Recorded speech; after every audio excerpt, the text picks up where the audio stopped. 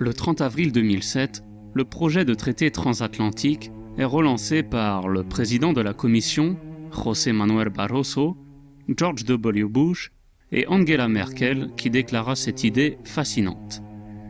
Est alors mis en place un conseil économique transatlantique qui sera présidé en 2009 par Karel de Gucht, ancien ministre des Affaires étrangères du gouvernement belge d'Herman Van Rompuy, aujourd'hui président du Conseil européen, et Michael Foreman, conseiller du gouvernement Obama. Ce Conseil économique transatlantique sera le seul organe de discussion entre les États-Unis et l'Union européenne. Mais c'est véritablement le 28 novembre 2011 qu'Obama redonne un coup de pouce au projet en créant le High Level Working Group on Jobs and Growth, avec à sa tête un de ses conseillers, Ron Kirk, et du côté européen toujours Karel de Gucht. Ce nouveau groupe posera les bases des recommandations qui aboutiront au mandat de négociation du 14 juin 2013, négocié avec les États-Unis via un groupe de travail restreint, issu de la Commission européenne et dirigé par l'illustre inconnu Ignacio García Bercero. Suite à ce mandat, plusieurs rounds de négociations ont eu lieu jusqu'à aujourd'hui afin d'établir précisément le traité. Alors que personne, à part les gens précités, n'a accès aux négociations avec les États-Unis, la question subsiste pour une grande partie du peuple. Qu'est-ce que le traité transatlantique?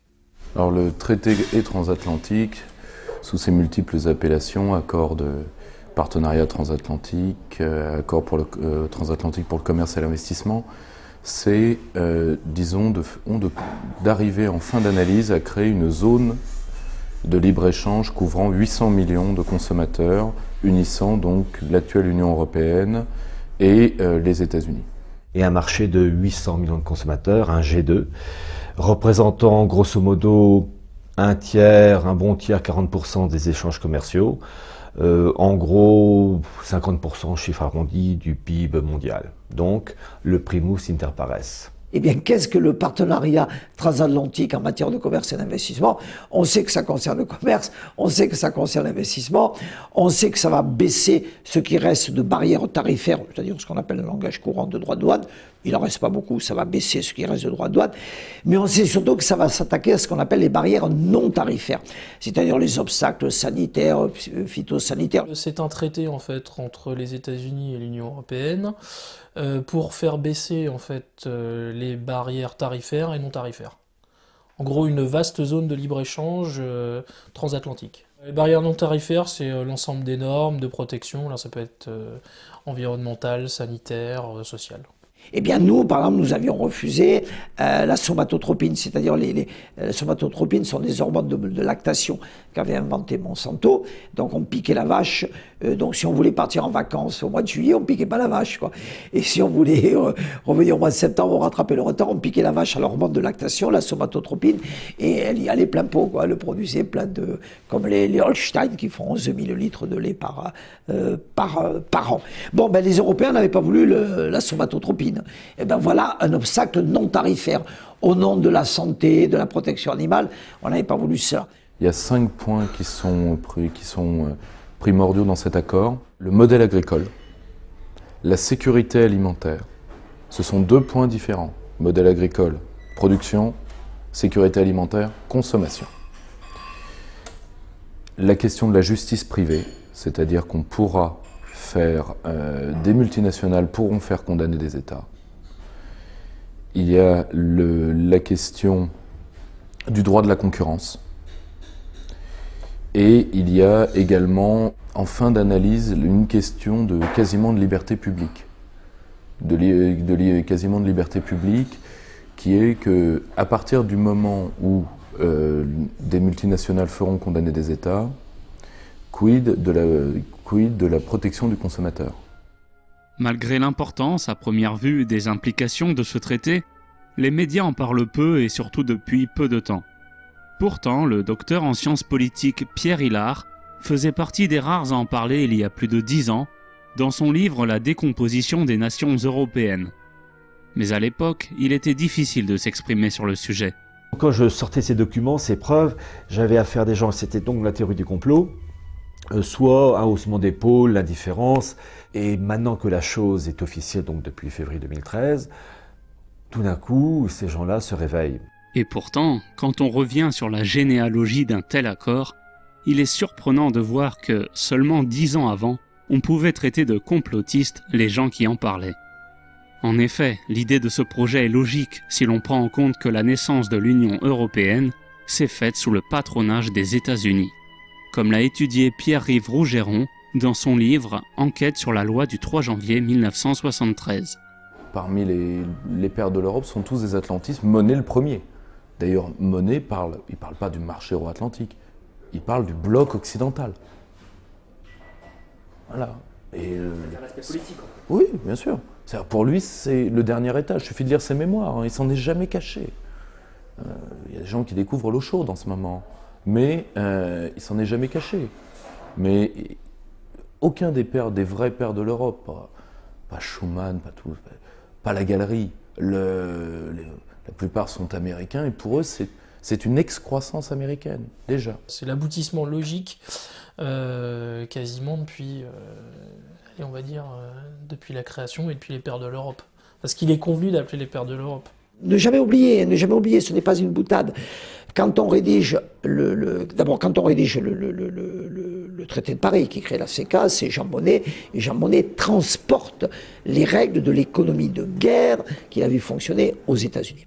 Mais quand on rédige le traité de Rome, toute la partie institutionnelle, la Commission, le Parlement, les recours pour excès de pouvoir, etc., est faite par deux Français, le doyen Vedel et le professeur Rother de Paris 2.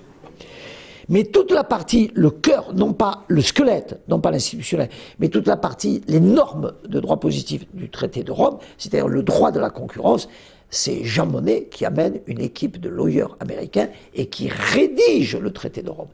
Tous les articles concernant la concurrence sont la reproduction littérale des articles américains du droit de la concurrence américain. On ne dira jamais assez, c'est une équipe américaine, de lawyers américains qui a rédigé le traité de Rome pour la partie droit de la concurrence. La partie institutionnelle, recours ses pouvoirs, cour de justice des communautés européennes, ça c'est le doyen Vedel et le professeur Rother. Mais la partie, le cœur nucléaire, la concurrence, la politique de concurrence du traité de Rome, c'est rédigé par les Américains. Vous voyez, ça remonte 1957, déjà, c'est pas d'aujourd'hui. S'il est donc logique qu'un tel traité voit le jour un demi-siècle après les premières bases de l'Union européenne, Pierre Hillard, à travers de nombreux documents, a montré que les origines remontaient bien avant la Seconde Guerre mondiale.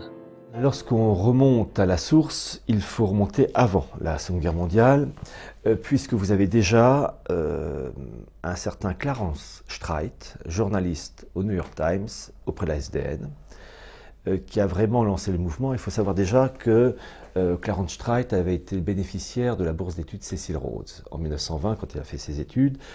Bourse d'études Cecil Rhodes, du nom de Rhodes, grand prince du mondialisme anglais qui est mort en 1902. Et qui, ou 1901, enfin début du XXe siècle, et qui poursuivait l'objectif de créer un monde unifié selon les normes anglo-saxonnes. Et donc il recrute des personnes appelées à occuper des postes élevés d'un point de vue politique, économique ou journalistique. Et Clarence Streit obéissait à ce principe. Il a été vraiment une excellente recrue, puisqu'il a écrit un bouquin intitulé Union Now, l'Union maintenant, sorti en 1939, avec un sous-titre proposition pour une union fédérale des démocraties de l'Atlantique Nord, en 1939. Et il avait le soutien, 3 fois rien, de William Donovan, qui allait devenir, durant la Seconde Guerre mondiale, le patron de l'OSS, qui allait devenir la CIA, le soutien d'hommes politiques au hasard, Roosevelt, un autre qui allait devenir président à partir de 1945, Truman. Enfin bref, il avait le gratin politique, service secret, économique. Et au lendemain de la Seconde Guerre mondiale, le principe a été poursuivi. Il a joué un rôle important, Clarence Streit, enfin lui et ses amis, parce qu'évidemment il ne jouait pas seul, dans la création de l'OTAN. Et il a établi 2 déclarations transatlantiques, 1954 et 1962, pour aider, favoriser l'accélération du bloc euro-atlantique. Alors c'est l'époque aussi de la guerre froide, mais déjà, il y avait cette volonté de créer un marché unique, avec des normes tarifaires nivelées de part et d'autre. Et c'est très intéressant de voir la liste des signataires, américains, anglais, allemands, français, et côté français, que ce soit l'année 54 ou l'année 62, on trouve, alors je cite en vrac quelques noms, des gaullistes comme Michel Debré, le conseiller aux affaires économiques du général de Gaulle, Jacques Rueff, on peut citer aussi Maurice Schumann, le général Weygand, lui c'est quand même assez étonnant, Maurice Allais. Dans les années 50, par anticommunisme, vous avez une vague pro-atlantique, vous avez la fameuse déclaration des intellectuels de 1905, c'est au début des années 50, dans laquelle signent des gens aussi différents que Maurice Allais, Schumann, tous ces gens-là. Si vous voulez, vous avez... Là on n'est pas du tout dans le projet politique, enfin on est dans le projet politique sérieux, acté, traité. On est dans la volonté d'aller vers ces blocs-là, c'est surtout par la peur du rouge, quoi. Mais les Américains vont capitaliser là-dessus. Quand le général de Gaulle va revenir, comme le projet européen lui-même, ça va faire un peu pchit. Et donc, on va se calmer sur l'atlantisme parce que le général de Gaulle n'est pas un anti-américain, mais c'est pas un atlantiste. Il s'agit de rétablir une situation normale de souveraineté dans laquelle ce qui est français en fait de sol, de ciel, de mer, de force, et tout élément étranger qui se trouverait en France ne relèveront plus que des autorités françaises. Et le général de Gaulle fait en sorte que le marché commun européen à 6 fonctionne. Au passage, je le répéterai jamais assez, il fonctionne parce qu'on abaisse les droits de douane entre pays de même niveau de vie, mais que chacun se fait sa petite guerre des normes. Hein, un peu plus tard, quand les Anglais entreront dans le marché commun, ils vont même changer leur voltage pour éviter les exportations depuis le continent. 1954, 1962, volonté de créer un bloc euro-atlantique. Et puis vous avez aussi Kennedy, qui le 4 juillet 1962 a prononcé, le jour de la fête nationale américaine, un discours en faveur de l'instauration d'un bloc euro-atlantique où il dit qu'il faut établir entre l'Europe et l'Amérique une déclaration d'interdépendance et il demande aux Américains à apprendre d'une manière intercontinentale. Voilà, bon, on ne peut pas être plus clair, vous avez des doutes, non? Kennedy va faire ce qu'il appelle le grand dessein, c'est-à-dire il faut réintégrer l'Europe sans nous, ça marche. Commence à nous énerver le français, assez lourdement d'ailleurs. Donc c'est là où ils vont entrer dans l'agressivité, ils feront échouer le traité de l'Élysée par les Allemands, et ensuite l'Union européenne revient à ce qu'elle devait être, c'est-à-dire la marche vers l'aspect atlantique.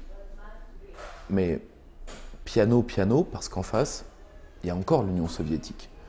Une fois que l'Union soviétique meurt, on n'est pas long, hein. En fait, il a fallu attendre grosso modo le lendemain de la chute, enfin les années et les mois qui ont suivi la chute du mur de Berlin pour véritablement voir la chose s'accélérer. Et déjà, il suffit d'aller sur le site de la Commission européenne, puisque vous avez tous les documents détaillés pour l'instauration d'un bloc euro-atlantique. Et je cite dans l'ordre, 1990, déclaration transatlantique, 1995, nouvel agenda transatlantique, 1998, partenariat économique transatlantique, 2007, conseil économique transatlantique. Tout ça, c'est pour donc favoriser, harmoniser les liens euro-atlantiques d'un point de vue économique, mais aussi politique. Militaire, c'est déjà fait dans le cadre de l'OTAN. Et là, on entre à partir de 2009. De 2009, on a là par contre les textes les plus précis du Parlement européen. On en vient ensuite au fait que à la création du Conseil économique transatlantique par Barroso, Merkel et Bush fils. Et ensuite, c'est toute la mise du président Obama, très récente. À partir de juillet 2013, là, le processus s'accélère. Donc, je veux dire, on croule sous l'épreuve. Tout d'un coup, les journalistes et les hommes politiques semblent découvrir qu'il y a un bloc euro-atlantique qui se met en place, que l'Europe contrepoids, je croyais que l'Europe contrepoids, c'était pour faire contrepoids aux États-Unis. D'ailleurs, c'est ce qu'on nous avait dit en 2005, avec le projet Giscard, pour être plus fort. Non, on s'est fait avoir. Il y a eu une grosse phase d'accélération à partir de juillet 2013. Ça devenait urgent, étonnant. En réalité, ça devient urgent parce que les Américains voient que toutes les stratégies de containment de la Chine se passent mal. La stratégie d'encerclement militaire se passe très mal à cause du collier de perles. Les multiples bases que la Chine a ouvertes dans tous les pays du sud-est asiatique, quasiment, à l'exception des ennemis historiques de la Chine, comme la Thaïlande, le Japon, Corée du Sud. Ils sont au Cambodge, ils seront bientôt en Indonésie, etc. Ça se passe très mal.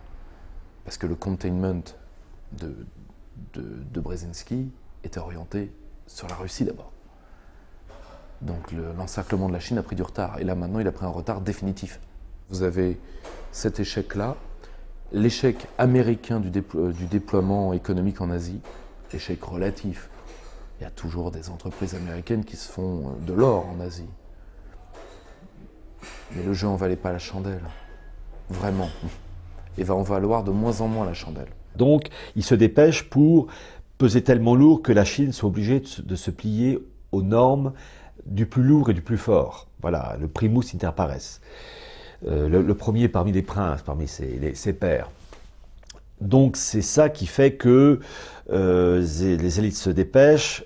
Et puis Poutine a voulu créer une zone de libre-échange de Lisbonne au Pacifique. Et donc éjecter le monde américain et anglais, donc empêcher la réalisation de ce marché transatlantique. Et ça, les Anglo-Américains, ils ont vu rouge, parce que pour eux, c'est une catastrophe de voir soit l'Allemagne, ça c'était les deux guerres mondiales, soit la Russie aujourd'hui, unifier le continent eurasiatique sous une seule autorité, parce qu'ils savent que si cette unité se fait de Lisbonne à Vladivostok, eh bien, il y aurait une telle puissance économique que les Anglo-Saxons seraient déclassés. C'est évidemment pour empêcher tout rapprochement du bloc continental européen vers la Russie. Et puis c'est pour finir, on va dire, de cadenasser en gros l'Europe, de définitivement l'arrimer à un bloc atlantiste. La grande peur des Américains, c'est que la fin potentielle de l'euro entraîne la fin de l'Union européenne et donc de leur domination sur une part du continent. Donc on va essayer de sauver. Et comme toujours avec les Américains, ce qu'il faut sauver en premier, c'est le libre-échange. Si vous me permettez, je reviens juste 2 minutes dessus, parce que ça, c'est primordial.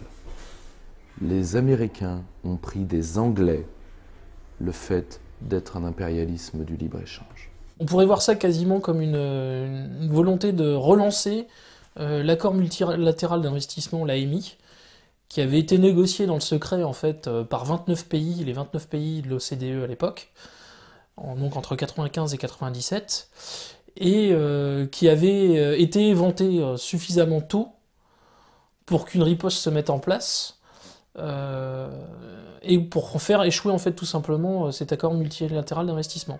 En effet, l'accord multilatéral sur l'investissement, l'AMI, était un accord voté secrètement au milieu des années 90 et visant à libéraliser les investissements, ainsi qu'à accorder aux entreprises la possibilité de directement poursuivre en justice les États qui n'obéissaient pas à la règle.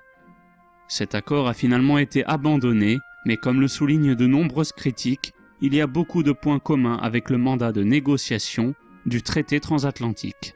Ils ont dit, ben voilà, on va faire un partenariat transatlantique sur le commerce et l'investissement. Et l'investissement, parce que c'était une vieille idée qui revenait. L'idée de l'AMI, à la fin, dans la décennie 90, ils avaient une idée, l'AMI, qui était l'accord multilatéral sur l'investissement. C'était d'avoir un accord, notamment avec l'Europe, qui permette carte blanche à l'investissement américain en Europe. Supposons un gouvernement français intelligent et qui dise, allez, on ne fera pas payer les Français, les pauvres, mais on va faire payer les multinationales. Non. Mais si on a passé l'accord AMI crée une sécurité juridique, une stabilité juridique, fige la situation juridique, et le gouvernement concerné, le pays concerné, ne peut plus changer sa norme. S'il change sa norme, les États-Unis disent « Ah, vous créez de l'insécurité. Vous changez la règle du jeu et on va vous poursuivre. » Mais on ne va pas vous poursuivre devant vos tribunaux, parce que vos tribunaux, le syndicat de la magistrature, ils vont rajouter sur le mur du con, ils vont rajouter le PDG d'Amazon, etc. Non, non, non, non, non, non. On va porter le conflit devant nos tribunaux à nous, nos tribunaux entre copains. Ça s'appelle l'arbitrage. Comme toujours les États-Unis, on n'abandonne jamais la poursuite. les chevaux continuent à galoper, en train de poursuivre l'Europe, en train de poursuivre le petit Indien européen qui veut s'échapper. Et toute l'armada américaine est derrière, enfin, tous les shérifs, ils ont mobilisé toutes les multinationales et ils poursuivent dans les fontes des chevaux. Il y a les Winchester suspendus, et puis il y a le petit Indien qui essaie, le petit Indien européen et les Français, il essaie de s'échapper. Il a derrière ses trousses, voilà, le film, le western, John Wayne. Et donc ils sont revenus, après fin des années 90, vous voyez la suite, hein. 2014, on remet sur la table, on resserre la soupe de l'ami, dans l'accord sur le commerce, partenariat transatlantique, trade, PTT, partenariat transatlantique sur le trade, sur le commerce, et l'investissement. On revient sur l'investissement, obtenir de nouveau l'immunité juridictionnelle pour les multinationales américaines. Et sur bien des points, en fait, l'accord de partenariat transatlantique, le TAFTA, ça c'est l'ancien nom, puisque même le TAFTA, le nom a été changé, mais les opposants gardent le nom TAFTA, donc on va parler de TAFTA, en fait, ressemble à bien des égards en fait, à l'AMI qui avait été rejetée. Et Susan George, à l'époque, avait dit l'AMI, c'est un peu comme Dracula, s'il est exposé au grand jour, il meurt. Donc voilà, il faut exposer au grand jour le traité transatlantique. Dans un entretien donné à Euractiv le 10 septembre 2013, José Bové, alors député européen, déclarait « C'est indécent. J'étais, début septembre, au compte-rendu des négociations à la Commission qui se fait à huis clos. Lorsque le représentant européen a dit que les négociations devaient rester secrètes, le représentant américain lui a coupé la parole et s'est lancé dans une leçon de sécurisation des communications. Il a insisté sur le fait que les Européens ne devaient parler des négociations qu'avec des téléphones cryptés, alors qu'ils ont l'indécence d'espionner et de mettre sur écoute la planète entière. Alors moi, je vous le raconte exprès, parce que ça suffit le manque de transparence. D'ailleurs, en tant que député de la Commission Commerce International du Parlement européen, nous avons accès qu'à des comptes rendus globaux. En effet, à part le mandat de négociation de juin 2013, aucun document n'a été diffusé, et personne du côté européen n'a accès aux négociations, à part Karel de Gucht et l'inconnu Ignacio García Bercero, qui est le directeur du général du commerce à la Commission européenne. Les quelques résumés ou comptes rendus publics sur les positions de la Commission ne sont sortis qu'en anglais et dans un langage inaccessible pour la plupart du public. Par ailleurs, la Commission a déclaré clairement qu'une fois les rounds de négociations terminés, les parlements des différents États de l'Union européenne ne seront pas consultés. Le traité sera voté uniquement par le Conseil de l'Europe et le Parlement européen, qui n'ont pas droit de regard sur le texte lui-même. Ce traité a la faculté, comme les traités qui lui ont servi de modèle, l'accord Europe-Canada et surtout l'accord 95-97 d'accord multilatéral d'investissement, qui fut un échec parce qu'il a été rendu public. Comme ces modèles, il est négocié dans le plus grand secret. C'est la démocratie à la méthode atlantique, disons ça comme ça. On a des extraits en anglais. On n'a pas tout parce qu'officiellement ils disent qu'il faut pouvoir travailler à tête reposée. Enfin, les conneries de ce genre. En gros, la dictature, c'est les gueux, pour parler façon Florence Foresti, les gueux n'ont pas un droit de regard sur nos princes. Voilà, la démocratie c'est bien, mais enfin il y a des limites quand même pour eux. Je crois que c'est la sénatrice Elizabeth Warren aux États-Unis qui disait que l'opacité était vraiment la règle d'or dans cette affaire. Elle, c'est une opposante, c'est une farouche opposante au texte. Elle explique que justement, si le contenu du traité est exposé au grand jour, un peu comme l'AMI, tout s'effondrera. Ça, c'est les modèles de ce modèle de négociation dans le dos des gens, et dans le dos des populations, mais pire, dans le dos des États. J'aimerais que Mme Fleur Pellerin, qui est, je crois, notre secrétaire d'État au commerce extérieur, j'aimerais bien avoir son point de vue là-dessus. Si elle a eu le retour. Est-ce que M. Fabius, tellement occupé à subventionner le terrorisme islamique, s'il a eu ça entre le ministre des Affaires étrangères, et si M. Montebourg, dont la pensée démondialisatrice ferait bien de se réveiller, il serait temps. Là, pour le coup, parce que là, elle a un sujet, là. Là, elle a un sujet. Ou peut-être prendre l'avis de M. Hamon, qui a tellement bien suivi ce dossier au Parlement européen. Bon, maintenant, il doit être en pleine théorie du genre, il a dû changer, mais il a quand même d'autres choses à faire. Aussi incroyable que cela puisse paraître, les présidents et ministres des différents États de l'Union européenne n'ont effectivement probablement pas accès aux négociations qui ont lieu depuis 1 an, comme le souligne Jean-Claude Martinez, qui voit des ressemblances avec un autre accord. Comme Blair House, on ne connaît pas le contenu. Les dirigeants européens ne connaissent pas le contenu. Ils ont, comme Bérégovoy en 1992, qu'un résumé. L'accord de Blair House était un accord entre les États-Unis et l'Union européenne en 1993 qui avait été finalement rejeté par la France car considéré comme une violation de la politique agricole commune, la PAC. Le texte de l'accord n'était connu de personne à part des États-Unis et de certains commissaires européens. Et c'est justement en tant que membre de la Commission qu'Ignacio García Bercero surveillait alors les négociations supervisées par le GATT. Aujourd'hui, il est le principal négociateur avec les États-Unis. C'est Jean-Claude Martinez qui, grâce à un agent étranger, avait pu se procurer le texte juste avant que le gouvernement ne le valide. Il l'avait alors envoyé à des journaux, dont Libération, qui l'avait publié. Le lendemain, Jean-Claude Martinez croise Édouard Balladur, alors Premier ministre de la France. Et je dis, écoutez, cet accord de Blair House n'est plus confidentiel, je l'ai. Et M. Balladur me dit, mais oui, il n'est pas confidentiel, je l'ai lu ce matin à la une de Libé. Il est Premier ministre de la France. Hein. Premier ministre de la France, il m'a dit, mais l'accord de Blair House n'est pas confidentiel, je l'ai lu ce matin à la une de Libé. Mais je dis, monsieur le Premier ministre, vous l'avez lu à la une de Libé, parce que c'est moi qui l'ai envoyé à Libé. Vous l'avez envoyé, comment vous l'avez? Je dis, écoutez, je ne peux pas vous dire, monsieur le Premier ministre, mais j'ai quantité de documents, des caisses de documents. Eh bien aujourd'hui, les 28 dirigeants européens, ceux qu'ils savent des négociations, ils peuvent aller à l'ambassade des États-Unis à Bruxelles, et là, on les autorise à consulter un petit résumé. C'est assez impressionnant.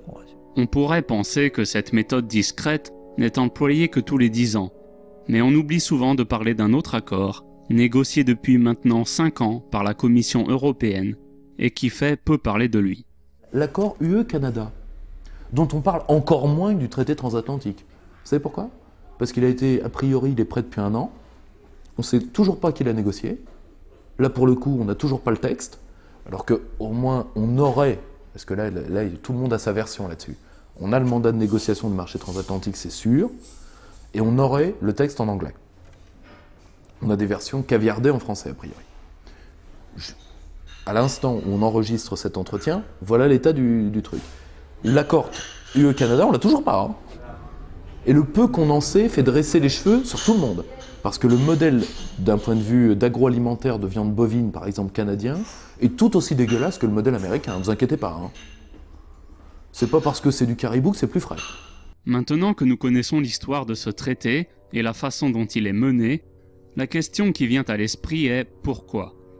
Pourquoi tenir aussi secret un accord engageant 800 millions de consommateurs?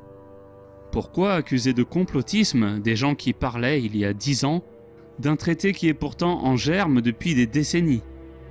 Même si on n'a accès qu'au mandat de négociation, à des versions fuitées, et si on peut comparer ce traité sur certains points à d'autres accords qui ont finalement été rejetés par le passé, on peut se douter des conséquences qu'il risque d'engendrer.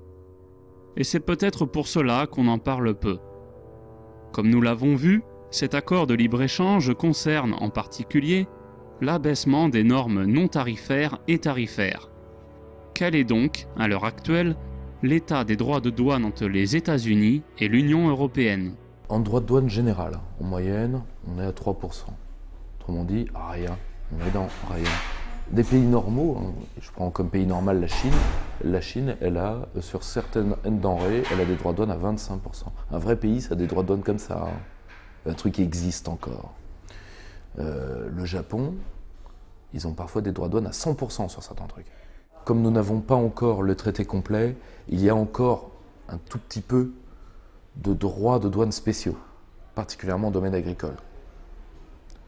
Je pense que c'est le secteur qui, dans la baisse tarifaire pure, sera le plus touché. C'est le dernier moment, les derniers moments de l'agriculture française. À l'heure actuelle, il disparaît une ferme chaque 15 minutes, 4 fermes par heure, 90 fermes par jour. Il en restait 500 000 fermes. Après cet accord... Il va y avoir un changement des modes de production agricole. Ça, c'est clair. l'Union européenne facilite déjà les grandes exploitations. Mais l'Amérique, c'est encore pire. Vous avez des États entiers où il n'y a quasiment personne, parce que c'est les États des grands propriétaires fonciers. Aux États-Unis, il ne reste plus que 3 millions de fermiers. Leur seule production céréalière pourrait nourrir 2 milliards de personnes.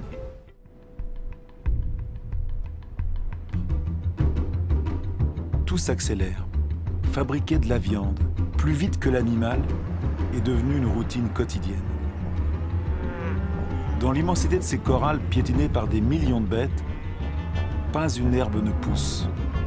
Une noria de camions, venant de tous les horizons du pays, apporte des tonnes de céréales, soja et granulés hyper concentrés qui se transformeront en tonnes de viande.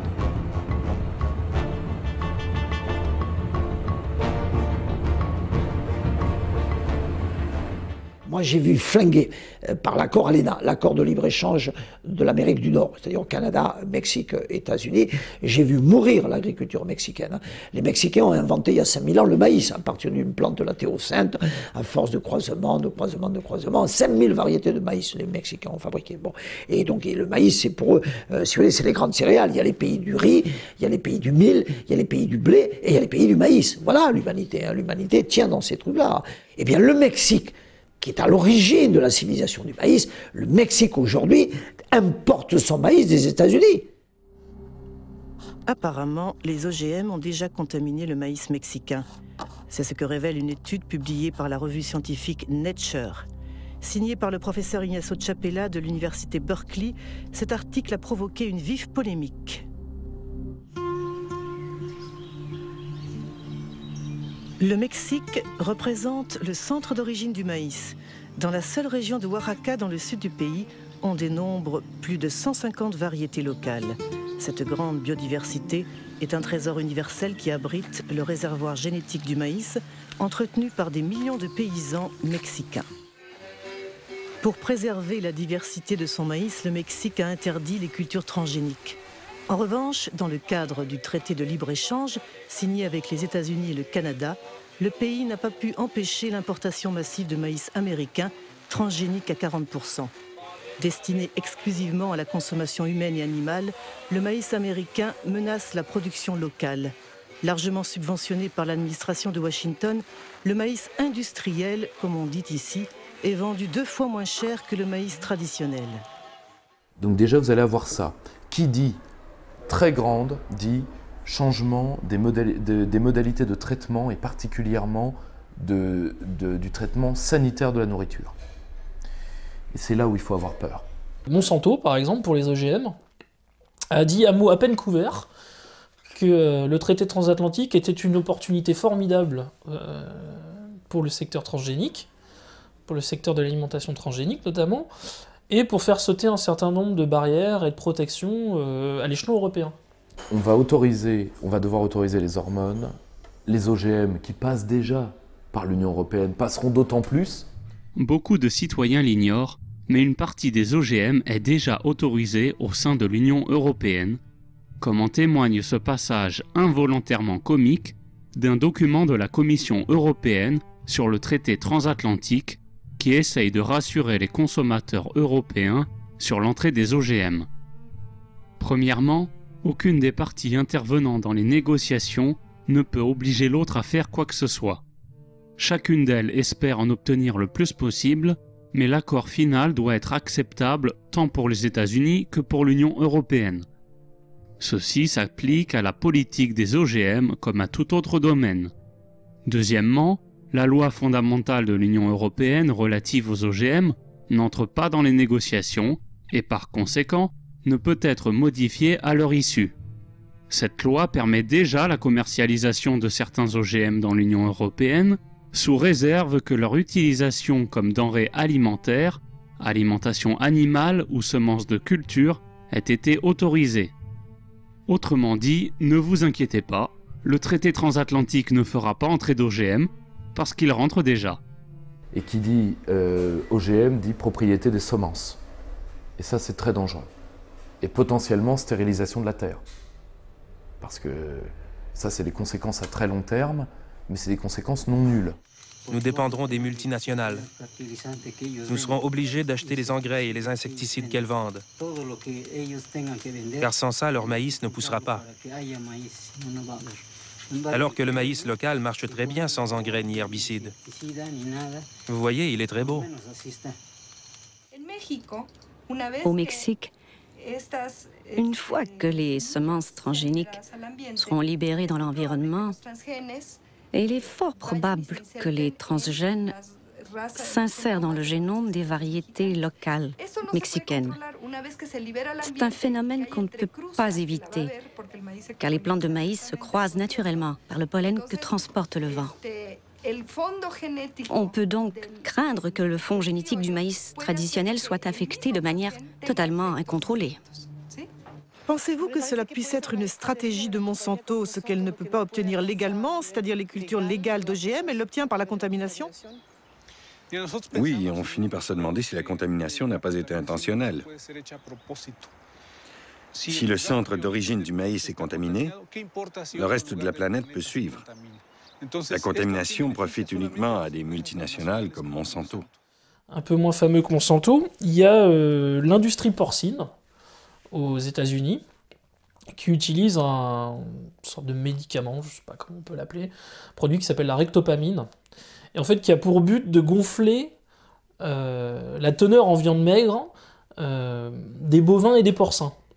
Mais vu les risques encourus pour la santé des animaux et du consommateur, c'est interdit dans un grand nombre d'États, je crois près de 160, et notamment les pays de l'Union européenne, les États membres. Et l'industrie porcine a clairement fait savoir qu'aujourd'hui, ça ne serait plus acceptable dans le cadre du partenariat transatlantique. Les viandes américaines, elles sont purifiées. Purifiées de deux manières. Aux hormones d'abord, qui servent premièrement à avoir du rendement. La viande grossit plus vite. En moyenne, pour faire un vrai poulet en France, je crois me rappeler, entre 2 et 3 mois. Aux États-Unis, vous pouvez en avoir en 3 semaines. Du poussin au plastique. Avec la viande bovine, c'est encore bien pire. Vous avez des... Je renvoie vos internautes. Je renvoie vos internautes. Ils pourront trouver ces images de bœufs américains qui ont plus grand-chose de bœuf d'ailleurs.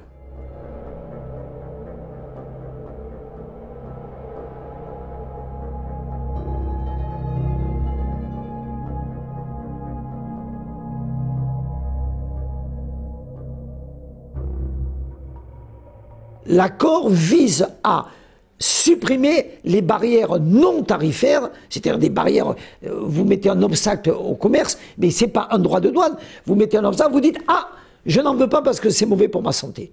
Ah, je n'en veux pas parce que c'est mauvais pour l'environnement. » voyez. C'est ça la barrière. Je n'en veux pas parce que les hormones, c'est dangereux pour ma santé. Bon. Je n'en veux pas parce que les produits phytosanitaires, c'est dangereux pour ma santé. Je n'en veux pas parce qu'il y a des produits chimiques, là je regarde la composition, et nous, Européens, on a adopté un règlement riche qui fait qu'on surveille toutes les molécules chimiques, etc. etc. Mais évidemment qu'il va y avoir toutes les perturbations des endocriniennes que tout le monde voit, qui sont à l'origine des allergies, etc., et qui sont dues à des types d'alimentation, etc., cancer, etc., tout ça risque d'être boosté, risque d'être flambé, quoi. Mais certaines maladies sont liées à la bouffe, on le sait. La plus célèbre, c'est le cancer. Plusieurs types de cancers sont alimentaires. Nous le savons aujourd'hui.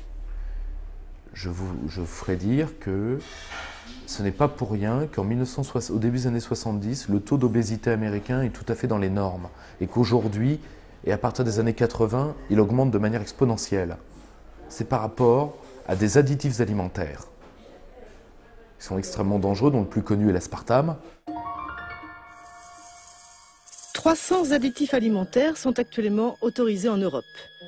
Parmi eux, l'aspartame, un édulcorant de synthèse que l'on retrouve dans au moins 6000 produits de consommation courante, comme les boissons gazeuses, les produits dits sans sucre, les sucrètes, les chewing-gums, mais aussi les médicaments. Son nom de code, E951. L'histoire de l'aspartame est exemplaire. On y retrouve toutes les techniques utilisées par l'industrie pour manipuler le processus de réglementation. J'ai demandé à la firme Searle de m'envoyer un échantillon d'aspartame, ce qu'elle a fait. Je l'ai donné à manger à des bébés souris et j'ai observé les mêmes dégâts cérébraux qu'avec l'acide aspartique ou le glutamate. Mais si l'aspartame est susceptible de provoquer des tumeurs au cerveau, c'est un énorme enjeu sanitaire. Pourquoi la FDA a-t-elle autorisé cette substance? Parce que la FDA n'a pas fait correctement son travail. Mais qui est le plus connu, qui est déjà grave, mais qui n'est pas le pire. Le problème, il est là. Et qu'on peut avoir, parce que les modes de qualité français en termes de bouffe sont inférieurs en termes de rendement à ce qui sera fait par les Américains, c'est sûr. Donc dans la guerre du moins-10 ans, nous serons les perdants. C'est clair et c'est net. Et là, en termes de santé publique, en termes de cancer, en termes de fertilité, la fertilité masculine dans les pays occidentaux et aux États-Unis s'effondre lourdement. En France, elle se maintient un peu. Et je pense que c'est... Alors, il y a l'aspect pollution, certes, mais il y a un aspect alimentaire.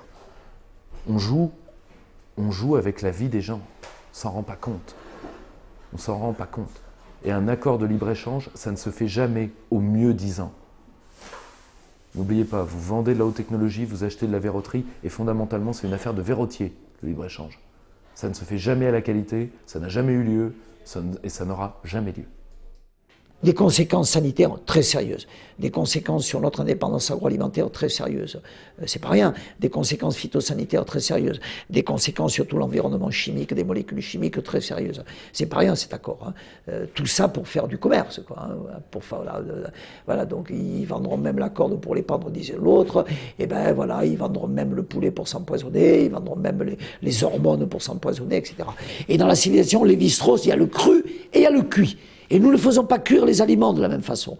Et nous n'assaisonnons pas les aliments. Et dans la culture, l'exception culturelle pour le cinéma. Mais l'exception culturelle, c'est d'abord une exception agriculturelle. La base de la culture, c'est le manger, c'est le banquet de Platon, c'est le boire, c'est le type de boisson. Le hooligan ne se pète pas la gueule comme l'autre. Apollinaire, c'est pas pareil, c'est pas les mêmes boissons. Le pastis, l'absinthe, c'est pas pareil. Donc c'est vraiment un accord sur l'abandon par l'Europe de ces normes alimentaires, ces normes de boissons qui font sa civilisation. Ceci est mon sang, ceci est mon corps. Le vin, le blé, ça on est au cœur du dispositif chrétien, hein, on est au cœur de la cathédrale européenne hein, avec l'alimentation.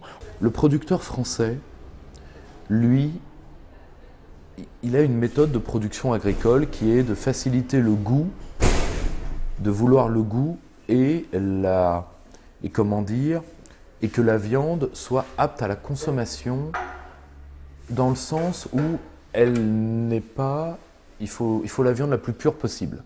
C'est-à-dire avec un animal qui soit élevé, avec auquel on donne de la bouffe relativement propre, pour faire un animal en pleine santé, qui est tué relativement jeune, pour avoir une viande en pleine santé. Le producteur américain, lui, il est dans une autre philosophie, c'est qu'il faut une viande non bactérienne. C'est-à-dire qu'on peut y mettre ce qu'on veut du moment qu'on tue la bactérie. Alors que nous, on a un très vieux peuple paysan.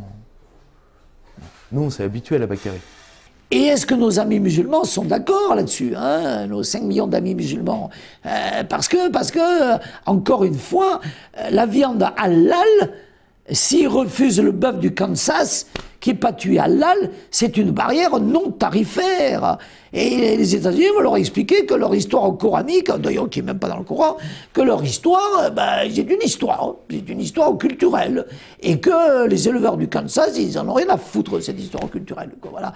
Et donc le bovin, il n'est pas saigné comme ça. Quoi. Le bovin, il est abattu à la Winchester, comme le bison, il y a l'Indien qui saute dessus. Non mais vous voyez, donc il faudrait aussi que dans les mosquées, on se réveille. Hein.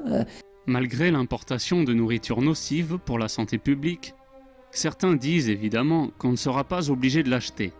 Ce qui est vrai, mais il pourrait être difficile de distinguer par exemple la viande américaine de la viande française.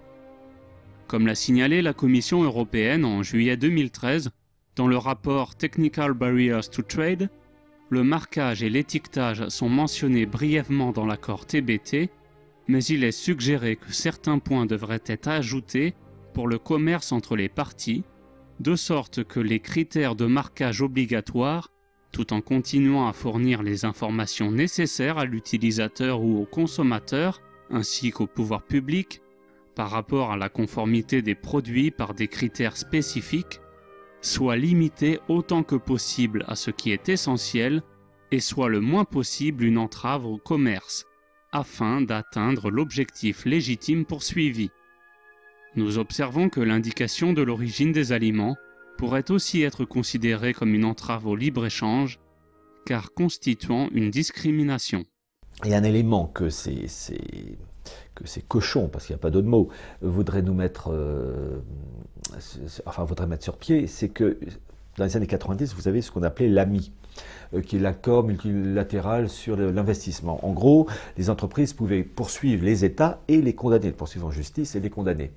Et la chose ne s'est pas faite. Et là, actuellement, ils remènent la chose dans un sigle qui s'appelle l'APT, l'accord partenariat transatlantique. C'est-à-dire qu'ils voudraient que les États soient soumis aux entreprises. Que l'entreprise peut poursuivre un État, le condamner si l'entreprise estime que les mesures sociales ou environnementales, ou enfin tout ce qui fait qu'on se porte bien pour le citoyen, eh bien, porte préjudice à l'entreprise. Un certain nombre de normes sanitaires, par exemple la Commission européenne est souvent, où les États membres doivent payer à des grandes entreprises agroalimentaires pour le refus des OGM sur le sol européen. Aujourd'hui, elle devait passer pour l'OMC ou devant un certain nombre d'organisations supranationales. Désormais, les investisseurs pourront directement attaquer donc les États via ces juridictions, via ces tribunaux spéciaux. Il n'y a pas d'imposition de Google, de Amazon, de Yahoo, qui est un scandale. 30-40 milliards de bénéfices, pas d'impôt. Pas d'impôt dérisoire. Dans leur grande mansuétude. Obama a protesté. Les grandes multinationales américaines ne paient pas, nous, Total ne paie pas, etc. Bon. Alors nous passons cet accord. Cet accord va, je vais vous prendre un exemple, cet accord va geler la législation. Les multinationales diront, écoutez, voilà, nous avons passé un accord qui assure une stabilité législative pour l'investissement. Nous avons fait un investissement en 2014 dans l'état de la législation française et dans l'état de la législation européenne. Nous nous sommes fiés à cette législation européenne. Bon. Vous avez un dirigeant français qui est devenu intelligent, des dirigeants européens qui sont devenus intelligents, et qui ont décidé que Google, Amazon, Yahoo allaient payer l'impôt sur les sociétés parce qu'on allait créer un impôt sur les sociétés européens qu'on appelle le projet AXIS, l'assiette commune consolidée. On allait adopter les mêmes règles d'impôt sur les sociétés partout en Europe.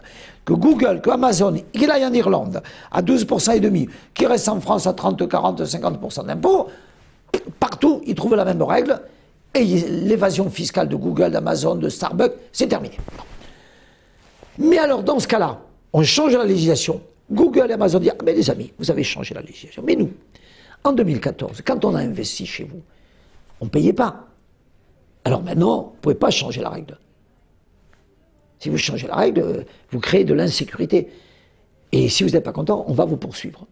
Ils veulent que la situation au temps T, lorsque la multinationale investit au temps T, la situation fiscale, la situation sociale, la situation juridique ne puisse pas être changée au temps T plus N.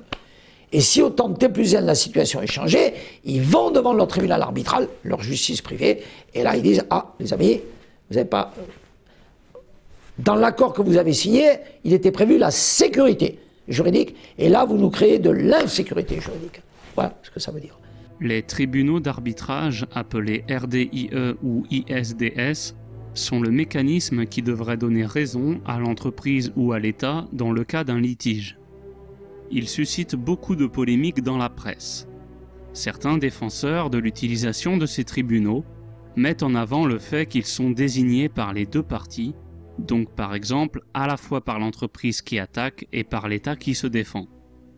Cependant, comme le fait remarquer Raoul-Marc Génard dans son ouvrage « Le grand marché transatlantique, la menace sur les pays d'Europe », les tribunaux d'arbitrage étaient déjà présents dans l'accord de l'ALENA qui ont instauré une zone de libre-échange entre le Canada, le Mexique et les États-Unis. Il rappelle ainsi ceci.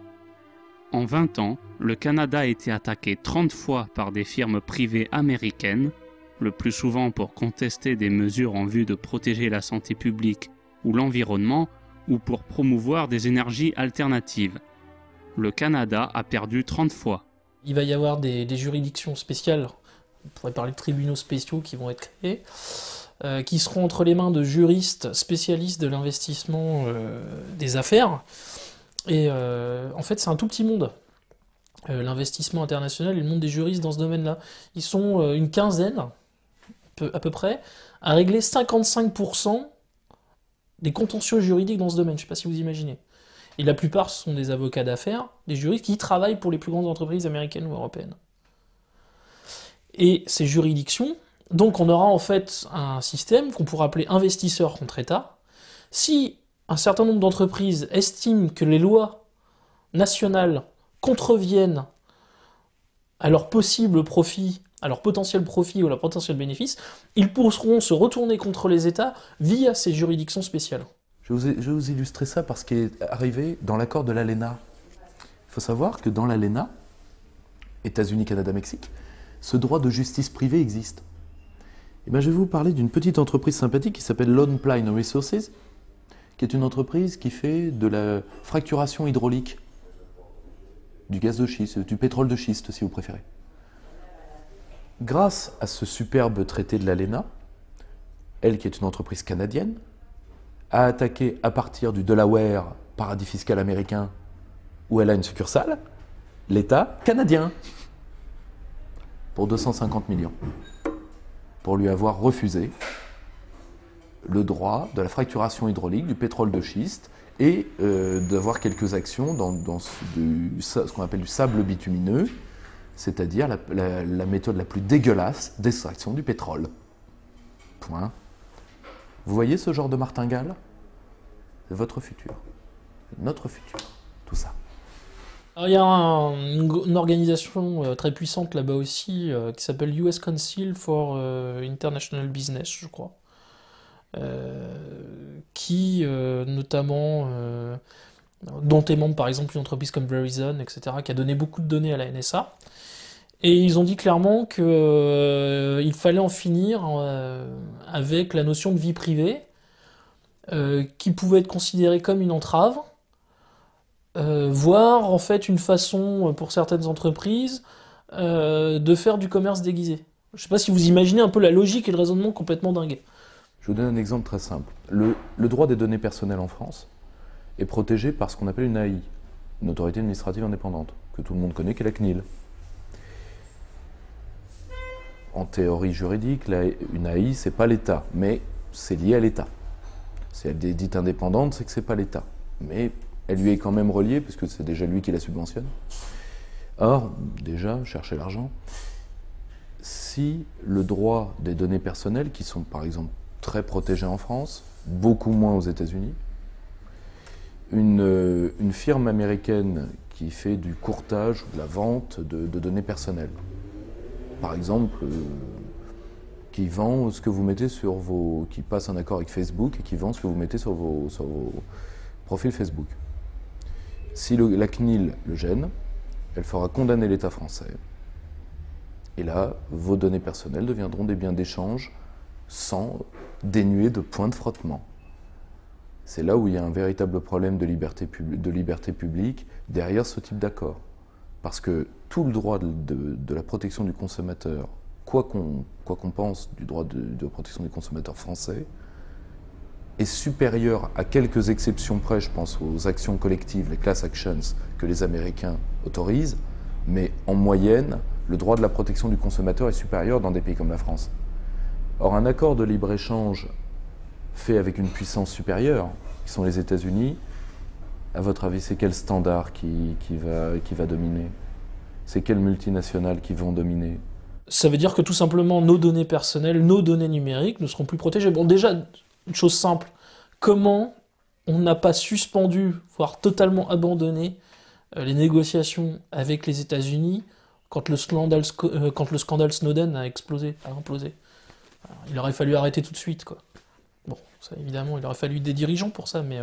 On a perdu la souveraineté monétaire, on a perdu la souveraineté fiscale, on a perdu la souveraineté budgétaire, on a perdu la souveraineté bancaire, on a perdu la souveraineté sur Internet, et là on va perdre la souveraineté juridictionnelle. On n'aura même pas la possibilité de juger. Le roi, il pouvait battre monnaie, il ne peut plus battre monnaie, mais le roi il avait le sceptre, Saint-Louis, il se mettait sous le chêne, il rendait la justice. Chavez, il se mettait à la télévision, allô président, il rendait la justice. Eh bien là, plus possible. À l'écoute des conséquences de l'application du traité transatlantique, on se demande quelles vont être les raisons invoquées par l'Union européenne pour le faire accepter par les populations.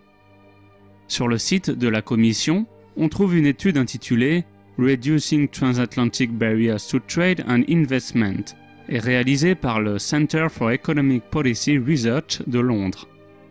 Cette étude assure que la création du marché transatlantique rapporterait à chaque habitant de l'Union européenne 545 € par an et que le PIB européen augmenterait de 0,4%, soit l'équivalent de 120 milliards d'euros.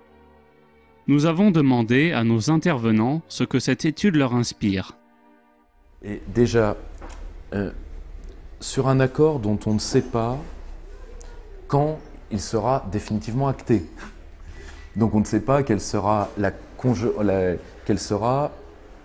l'état des économies des parties signataires au traité au moment où il sera mis en œuvre. Non mais, si vous voulez, moi je demande d'avoir le modèle de calcul. Alors je comprends que la place de Londres aime bien ce genre de truc. Je peux tout à fait le comprendre. Parce qu'une place financière, c'est que plus il y a de libre-échange, plus il y a d'ouverture des marchés de capitaux. Et que plus vous solidifiez le libre-échange, moins quelqu'un aura l'idée de mettre des entraves au marché de capitaux. Et comme la place de Londres est la deuxième place mondiale maintenant, Wall Street l'a doublé cette année, eh bien je comprends qu'elle donne son blanc-seing à une zone de libre-échange. Je ne sais pas si vous vous rappelez du docteur Bernard Kouchner, qui est spécialiste de la viande en gros, de la viande yougoslave. Il avait dit avec Maastricht, on rira beaucoup plus. C'est du même niveau. C'est du même niveau. Alors lui, il a dû se marrer beaucoup plus avec Maastricht. Je comprends. Vous vous souvenez des déclarations au moment du traité de Maastricht? Maastricht, ça sera la prospérité, le plein emploi, la croissance. Voilà, bon, on s'arrête là. Hein. La technique fumigène. Si on fait un accord de libre-échange, on gagnera tant de points de PIB. Ça rappelle le discours de Jacques Delors. Si on fait le grand marché unique, il y aura du miel, il y aura des abeilles, il y aura des souris, on sera tous au paradis. Enfin, c'était le discours de Delors. Le discours de Delors, quand il proposait le grand marché unique. Quand on relit le discours de Delors, c'est merveilleux, quoi. Jésus marchera sur l'eau. Voilà. Bon, c'était un discours religieux, finalement. Il y aura la multiplication des pains, Martine Aubry deviendra intelligente, des choses merveilleuses. Mais même si l'étude mise en avant par l'Union européenne sera reçue avec beaucoup de scepticisme, une question légitime subsiste. Pourquoi les États-Unis et leurs multinationales gagneraient? Pourquoi ce ne sont pas les États européens qui profiteraient le plus de cet accord? Je comprends les négociateurs européens et je comprends l'Union européenne. Le problème, ce n'est pas une négociation. Elle est écrite sous une dictée américaine facilitée par des lobbies de multinationales. Point. Tout ce qui tourne autour de ce fameux Conseil économique transatlantique dont je vous ai parlé, dans lequel il y a, je crois, plus de 60 multinationales, Deutsche Bank, Total, etc. Bon, c'est eux ils utilisent leur lobbying pour être un petit peu pardonnez-moi ce terme, mais j'en vois pas, enfin, le facilitateur, l'accélérateur, entre guillemets la vaseline, donc de l'accord. Il y a Business Europe et la Chambre de commerce américaine, qui sont deux des plus gros lobbies patronaux au monde, et en fait qui quasiment, pour certains, ont des lobbyistes à eux évidemment, et rédigent quasiment certains éléments du traité. Et on se demande même si, finalement, ils ne rédigent pas la copie avant de la distribuer directement aux dirigeants, quoi. Et je vais vous donner un autre élément pour vous dire que c'est le droit américain qui va dominer nécessairement, c'est que l'Amérique a, depuis 1977, un système de droit extraterritorial. Pourquoi personne n'en parle de ça? C'est-à-dire que l'Amérique peut faire juger pour malversation une entreprise qui a un lien ténu avec elle, même si la malversation n'a pas eu lieu sur son sol ou contre ses intérêts. C'est ce qu'on appelle le Foreign Corrupt Practices Act, qui a été renforcé en 1998 et renforcé en 2010 par le Dodd-Frank Act. C'est-à-dire, je vous fais un exemple simple, Siemens, qui a été l'une des entreprises les plus lourdement condamnées. Un juge américain vous prend pour malversation et soit vous êtes condamné, soit vous prenez ce qu'on appelle des monitors, c'est-à-dire des avocats américains qui vont normaliser votre entreprise de l'intérieur et c'est vous qui êtes obligé de les payer. Voilà ce que c'est la puissance du droit américain. Vous croyez qu'un pays qui a une telle armada juridique et dont toutes les multinationales, parce qu'elles veulent l'accès au marché américain, préfèrent encore se laisser faire, et particulièrement les multinationales européennes. Qui a le plus de voix par rapport à la Commission? Les multinationales européennes ou le citoyen européen? Vous croyez qu'un pays qui a une telle puissance juridique va se mettre à quatre pattes devant une institution qui est l'Union européenne, qu'il a lui-même créée? L'élection européenne, c'est un moment béni. On va parler de cet accord transatlantique, dont les gens vont se cultiver, on va leur parler de l'accord ami, du secret, ils vont découvrir comment ça se passe réellement. Et puis après, il vaut mieux qu'il arrive quand même des hyper pointus là-dedans, parce que la négociation va continuer, elle ne va pas terminer. Là, pour moi, elle est gelée par l'élection européenne. Vous voyez qu'on va très très loin. Hein. Apparemment, c'est technique, c'est une histoire de droit de douane, c'est une histoire de barrières non tarifaires. En réalité, c'est civilisationnel, hein, c'est un grand passé. Et toujours pareil avec les États-Unis, nous imposer leur mode de vie, leur mode d'alimentation, leur mode de boisson, nous imposer leur modèle. C'est toujours pareil, ils ont un modèle vestimentaire, de pensée, ils nous ont imposé Internet, ils nous ont imposé la gouvernance mondiale d'Internet est à eux, la gouvernance alimentaire doit être à eux, et maintenant la façon de faire cuire notre alimentation, on doit faire cuire selon leurs normes. Voilà. Bon, bah, s'il y avait Général de Gaulle, il devrait te faire cuire un œuf.